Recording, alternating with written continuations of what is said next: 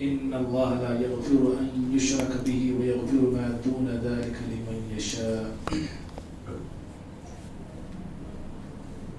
ہر قسم کی حمد و ثنا اللہ رب العالمین کے لیے ہے، جس کے فضل اور احسان سے ہم ماہ رمضان کی مبارک ساعتوں سے گزر رہے ہیں، اور الحمدللہ اب تک ہم نے 8 روزے مکمل کر کے 9ویں تراویح کے لیے ہم جمع ہیں.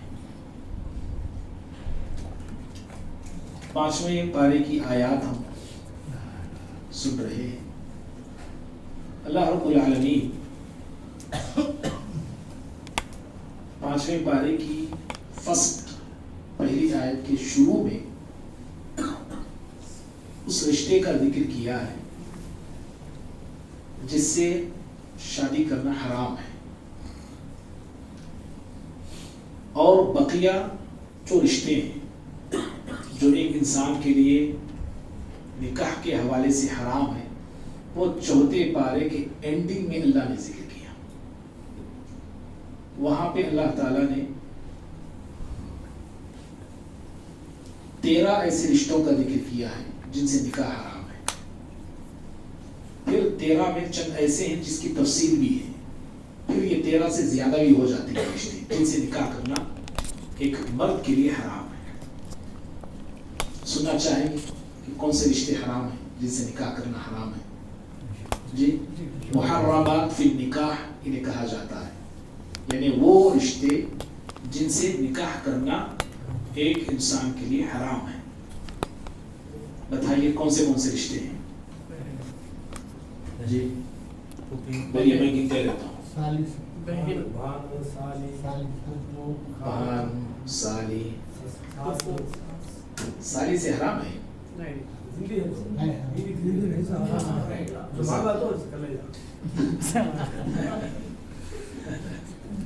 ٹھیک ہے. پھوپھی سے حرام ہے، خالہ سے حرام ہے، بہن سے، شادی شدہ عورت جس کا شوہر موجود ہے اس سے دودھ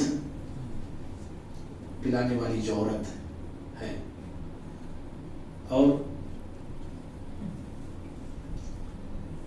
نانی سے، دادی سے، غیر مسلم سے. جی انہیں وہ تو حرام ہے، وہ اس میں کوئی شک نہیں. باپ نے چھوڑی ہوئی ہے. جی جی جزاک اللہ.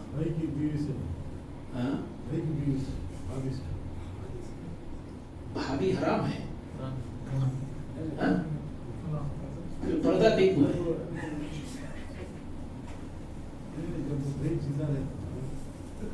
زندہ رہے تو بھی کوئی تو شادی شدہ عورت وہ تو ہے، حرام ہے، اس میں کوئی شک نہیں. بھائی کی بیوی نہیں، دوسری عورت بھی ہمارے لیے حرام ہے.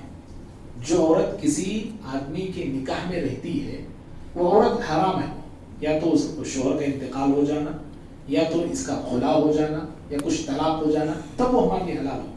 صرف بھائی کی بیوی ہی کا مسئلہ نہیں، دوسری تمام عورتیں جو شادی شدہ ہیں اور ایک شخص کی زندگی میں وہ زندگی میں رہتے ہیں یا اس کے زوجیت میں رہتے ہیں، وہ ہمارے لیے حرام.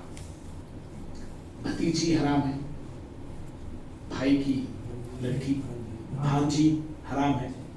تو خونی رشتے، نسبی رشتے 7 ہیں، وہ 7 اللہ نے حرام کر دیا ہے. ایک حرمت علیکم امہاتکم، ماں حرام ہے، ٹھیک کہا. پھر اس کے بعد بیٹی حرام ہے، بہن حرام ہے، وعماتکم، پھوپھی حرام ہے، وخالاتکم، خالہ حرام ہے، وبنات الاخ، بھائی کی بیٹی حرام ہے، وبنات الاخت، اور بہن کی بیٹی حرام. کتنے ہو گئے؟ 7. یہ جو ہے خونی رشتہ اس کو کہتے ہیں، یہ حرام ہے. اس کے بعد اللہ تعالیٰ نے پھر آگے ذکر کیا وہ رشتہ جو دودھ پلانے والی رضاعی ماں ہے، وہ بھی حرام. رضاعی ماں کی جو بیٹی ہے وہ بھی حرام. پھر ایسے ہی رضاعی ماں کی بہن وہ بھی حرام، خالہ ہوتی ہے. جو خونی رشتے ہیں 7، ایسے ہی خونی رشتے جو ساتھ ہیں، ایسے ہی رضاعی ساتھ رشتے بھی ہمارے لیے حرام ہیں. ٹھیک، مثال کے طور پہ ایک آدمی نے، ایک بچے نے ایک عورت کا دودھ پیا، اس عورت کی ایک بیٹی بھی ہے، بیٹا بھی ہے، تو بیٹی تو اس کے لیے حرام ہے. ایسے ہی اس یہ رضاعی بھائی ہوتا ہے اس کا ایک لڑکا، اس کی جو بیٹی ہے اس کے لیے حرام ہے. تو خونی رشتے جو ساتھ ہیں، ایسے ہی رضاعی رشتے بھی ساتھ ہیں جو حرام ہیں. کتنے ہو گئے؟ 14 ہو گئے. 4 رشتے وہ ہیں جو سسرال سے تعلق رکھتے ہیں، وہ بھی حرام ہے. ایک ساس سے نکاح نہیں ہوتا، حرام ہے. ہمارے معاشرے میں جوئی آیا تو ساس جو ہے چہرہ چھپا لے کے چلی جاتی. ہمارے معاشرے میں سب چلتا ہے. آپ کے چلتا ہے؟ میرے گاؤں میں تو یہ سب چلتا ہے. یہاں بھی ہے ایسا ہے نا. عزت کے طور پہ، کچھ احترام کے طور پہ ساس جو ہے بوڑھی ہو گئی رہتی ہے، لاک بندی، پھر بھی جو ہے ایسے بھاگتی اب گویا کہ اس کو کوئی دیکھنے آیا ہے، دبا دبا بھاگ کے چلے جاتے. حالانکہ ساس جو ہے داماد کے لیے حرام ہے. ساس سے نکاح نہیں ہوتا اور ساس پردہ کرنا ضروری نہیں داماد سے.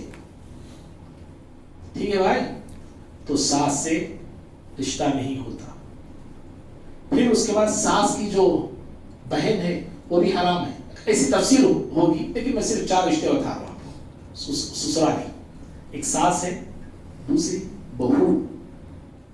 کون؟ بہو بول رہا ہوں، بیٹے کی بیوی، بیٹے کی بیوی، خاص بیٹے کی. جی خاص کی بیٹا اسے اتنا خاص کو نہ بولتے. نہیں، خاص بہو کس کو بولتے ہیں؟ وہی نا. تو بہو سے رشتہ سسرا بہو سے نہیں کر سکتا، حرام ہے وہ. ٹھیک، اسی طرح سے تیسرا ہے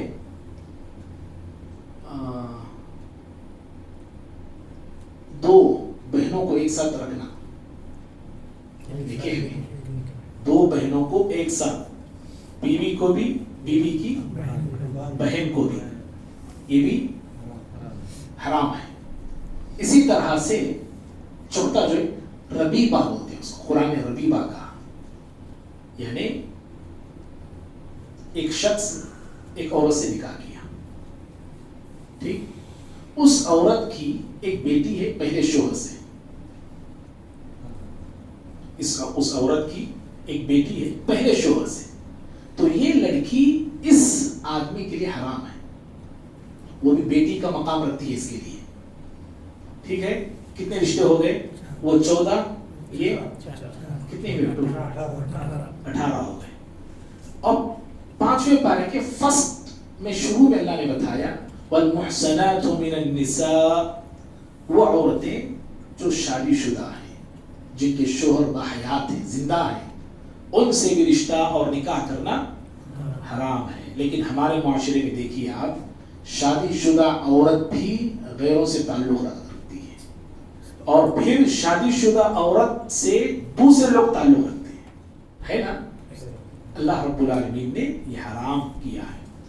اور ایک سوچنے والی بات یہ ہے، قابل غور بات یہ ہے، جو غیر شادی شدہ جو ہمارے نوجوان ہیں نا، وہ ذرا توجہ دیں اس میں. اللہ فرماتے ہیں والمحصنات من النساء، محصنات یعنی پاکیزہ عورتیں، اور یہ اصل لفظ حسن سے بنا ہے. حسن سے، حسن المسلم ہے نا کتاب ہمارے پاس. حسن کس کو کہتے ہیں؟ قلعہ کو کہتے ہیں.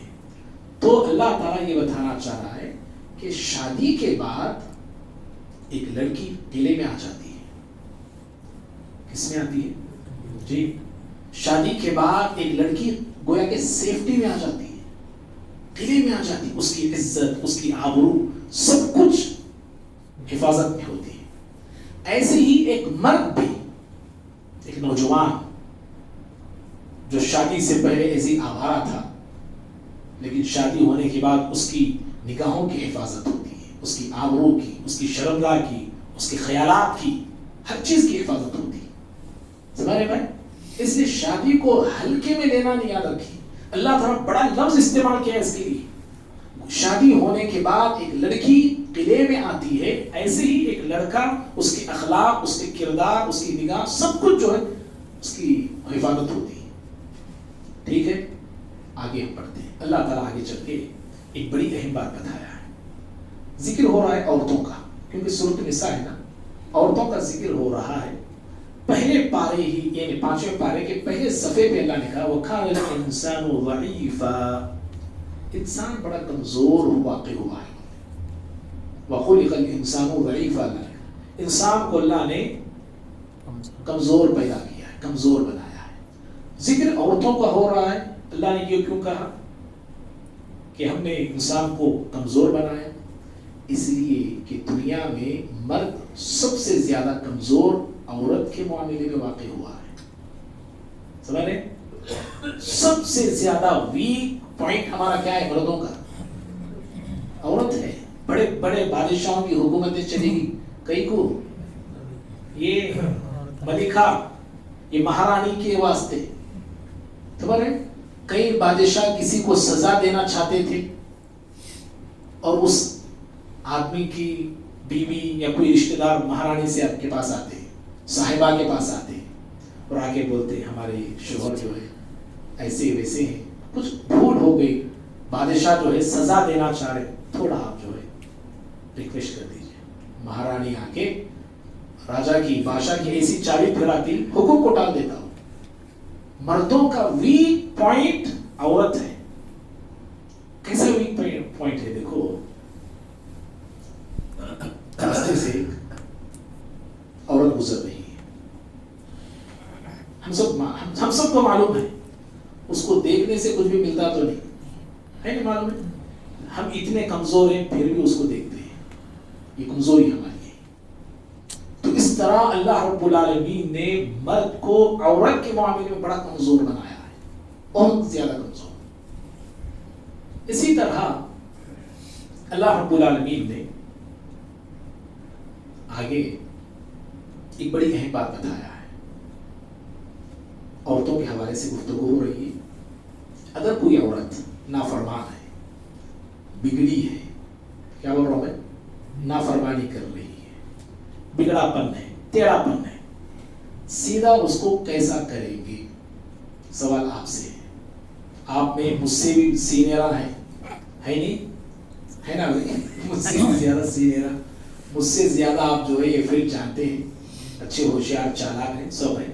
بگڑی عورت کو سیدھا کرنے کا ٹرک کیا ہے، طریقہ کیا ہے؟ ذرا آپ مجھے بھی سکھائیے، بتائیے کیا کر سکتے ہیں، کیسا کر سکتے ہیں؟ جی، یہ سدھارنے کا طریقہ نہیں ہے اور بگاڑنے کا طریقہ ہے. سدھارنا کیسے؟ جی، کیا کرنا؟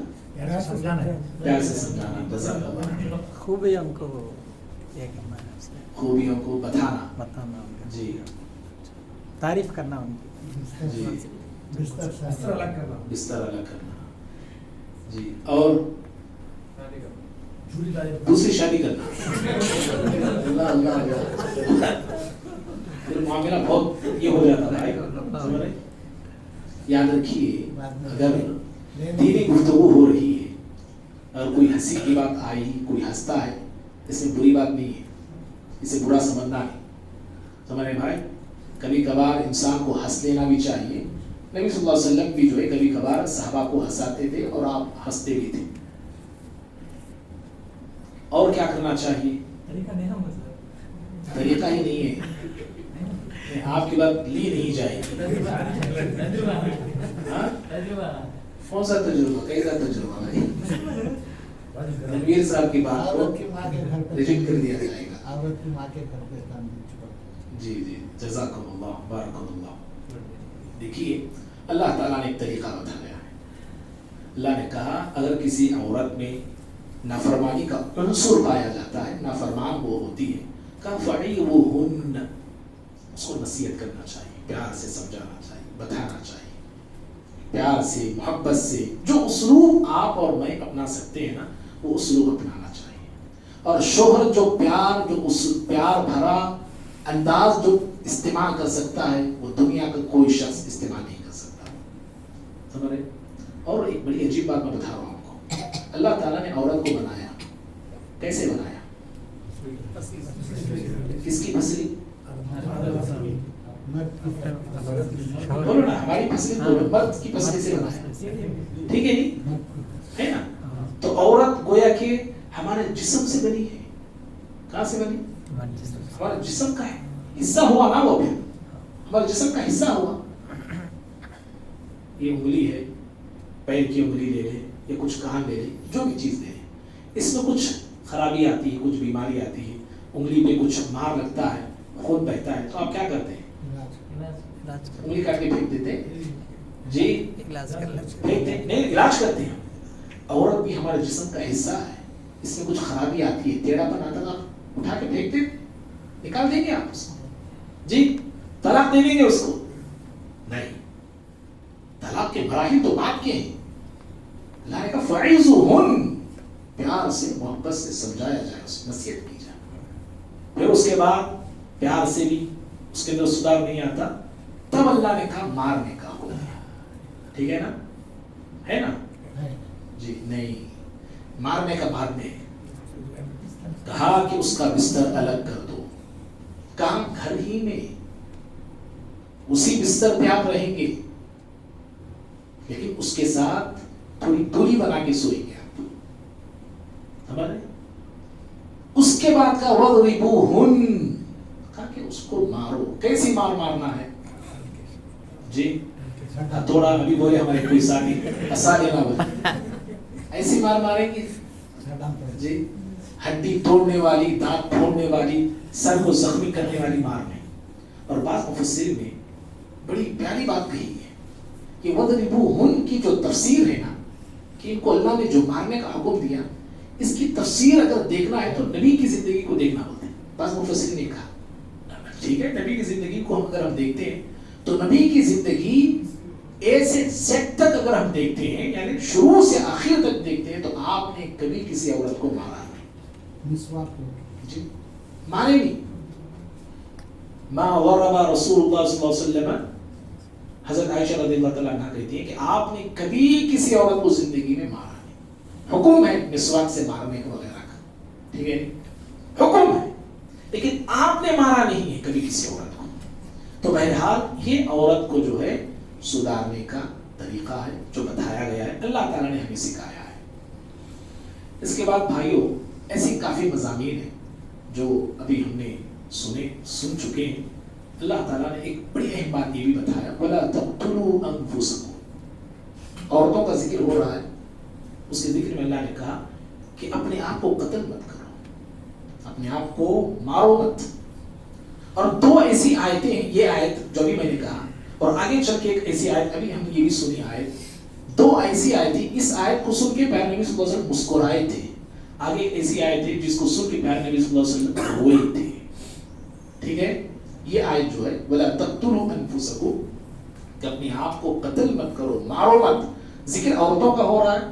اللہ تعالیٰ نے تجارت کا ذکر کیا, مال کا ذکر کیا. باطل طریقے سے, غلط طریقے سے مال مت کھاؤ, کسی کا مال باطل طریقے سے, غلط طریقے سے مت کھاؤ.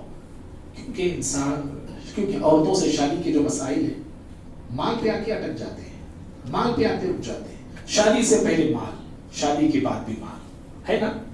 شادی سے پہلے بھی مانگا جاتا ہے, اور شادی کے بعد بھی کتنی ایسی لڑکیاں شادی ہونے کے بعد بھی سسرال والے مانگتے گئے, لالا کے دینے کے بعد جب ان کا پیٹ نہیں بھرا تو کئی بہو کو یا کئی لڑکیوں کو اس کا شوہر مل کر یا اس کی ساس مل کر ختم کر دی, جلا دی. وہاں کتنے ایسے واقعات ہوئے. تو اللہ نے کہا کہ اپنے آپ کو قتل مت کرو. اور بعض لڑکیاں اور بعض لوگ بھی ڈپریشن کا شکار ہوتے ہیں اور اپنے آپ کو قتل کرتے ہیں, سوسائڈ کر لیتے ہیں. یہ علاج نہیں ہے. اللہ نے کہا کہ نہیں, یہ کام کبھی مت کرنا, کبھی زندگی میں ہارنا نہیں مسائل سے, مشکلات سے. اور ایک صحابی ایک سفر میں تھے, احتلام انہیں ہو گیا, ٹھنڈی رات تھی. وہ کیا کرتے ہیں, صبح میں تیمم کر لیتے ہیں, غسل کرنا ہے ان کو, تیمم انہوں نے کر لیا, اور فجر کی نماز پڑھتے نہیں. کیا کرتے ہیں, امام تھے, پڑھائے. پھر بعد میں اس کا ذکر انہوں نے صحابہ سے کیا کہ میں محتلم تھا لیکن تیمم کر کے میں نے نماز پڑھا دی. اس کا ذکر بیان نبی صلی اللہ علیہ وسلم کے سامنے کیا گیا. آپ صلی اللہ علیہ وسلم نے پوچھا ایسا کیوں کیا تم نے؟ وہ اس آیت کو کوٹ کرتے ہیں. کیا کرتے ہیں وہ؟ وَلَا تَقْتُلُوا أَنفُسَكُمْ. اللہ نے حکم دیا ہے کہ اپنے آپ کو قتل مت کرو, مارو مت. اور اتنی سخت سردی تھی, اگر میں پانی ٹھنڈا استعمال کرتا تو ڈر تھا کہ کہیں میری صحت کو نقصان نہ پہنچے, اس لیے میں نے ایسے کیا. اللہ نبی صلی اللہ علیہ وسلم آپ نے ان کی ذہانت کو سن کر آپ مسکرائے. سمجھ رہے ہیں آپ یہاں پہ مسکرائے, اور وہ آئے جس نے آپ کو رلا دیا. اللہ تعالیٰ آگے کہتا ہے آیت نمبر 41 شاید ہے, فَكَيْفَ إِذَا جِئْنَا مِنْ كُلِّ أُمَّةٍ بِشَهِيدٍ وَجِئْنَا بِكَ عَلَى هَؤُلَاءِ شَهِيدًا. بخاری کی روایت ہے, نبی صلی اللہ علیہ وسلم نے ابن مسعود رضی اللہ تعالیٰ عنہ سے کہا, ابن مسعود قرآن پڑھو میں سننا چاہوں. حضرت ابن مسعود رضی اللہ تعالیٰ عنہ کہتے ہیں کہ میں سورۃ النساء شروع کیا, پڑھتے گیا یہاں تک اس آیت کو پہنچا میں. کیا آیت ہے یہ؟ وَجِئْنَا بِكَ عَلَى هَؤُلَاءِ شَهِيدًا. ہر امت سے ہم ایک گواہ کو کھڑا کریں گے روز قیامت, اور اے پیغمبر تمام گواہوں پر ہم آپ کو گواہ بنا کے کھڑا کریں گے. اللہ اکبر. یہ آیت کو سننا تھا. پیارے نبی صلی اللہ علیہ وسلم نے ابن مسعود سے کہا حسبک, کہا کہ ابن مسعود رک جاؤ. حضرت عبداللہ بن مسعود رضی اللہ تعالیٰ کہتے ہیں کہ میں نے سر اٹھا کے آپ کو دیکھا تو آپ کے عینانی تذرفان, آپ کے دونوں آنکھوں سے آنسو بہ رہے تھے, آپ رو رہے تھے. کیوں رو رہے تھے؟ اتنی بڑی ذمہ داری اللہ نے آپ کو دیا تھا. ذمہ داری کا احساس ذمہ داری سے پیارے نبی صلی اللہ علیہ وسلم کے آنکھوں سے آنسو بہ پڑے. تو اس طرح کئی ایک مضامین ہے. آخری بات ہے جو آیت میں نے پڑھی, وہ آیت ہم نے سنی ہے. اللہ رب العالمین انسانوں کے سارے گناہوں کو چاہے تو معاف کر سکتا ہے, شرک کی معافی نہیں ہے. وہ آیت ہم نے سنی ہے, میں نے وہ آیت ابتدا میں پڑھا, ان اللہ لا یغفر ان یشرک بہ ویغفر ما دون ذلک لمن یشاء. جس کے چاہے جو گناہ اللہ چاہے تو معاف کر دے, لیکن شرک کی معافی اللہ تعالیٰ کے پاس نہیں. اور یہی خصوصیت اس جمعیت اہل حدیث کی الحمدللہ. ہمارے پاس بہت سارے گناہ ہوں گے, میں گنہگار, آپ میں سے ہوں گے بہت سارے, ہم سے گناہ ہوتے ہیں, لیکن شرک ہماری زندگی میں نہیں ہوتا ہے. یہ بہت بڑی خصوصیت ہے ہماری. اللہ سے دعا ہے اللہ رب العالمین ہم تمام کو قرآن آیات پہ عمل پیرا ہونے کی توفیق دے. اللہ ہم تمام کے صیام اور قیام کو قبول فرمائے. آمین. وآخر دعوانا ان الحمد للہ رب العالمین. السلام علیکم ورحمۃ اللہ.